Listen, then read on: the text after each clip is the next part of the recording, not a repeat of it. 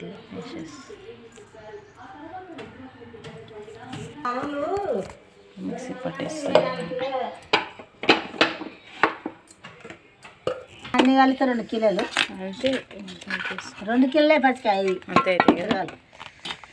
మళ్ళీ అన్నీ వేసి దీన్ని దానికి ఇంత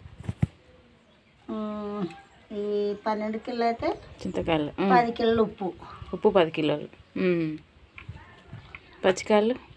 పచ్చికాయలకు మనం అంతే కిలో కిలో ఎన్ని చింతకాయలు అయితే అన్ని పచ్చికాయలు.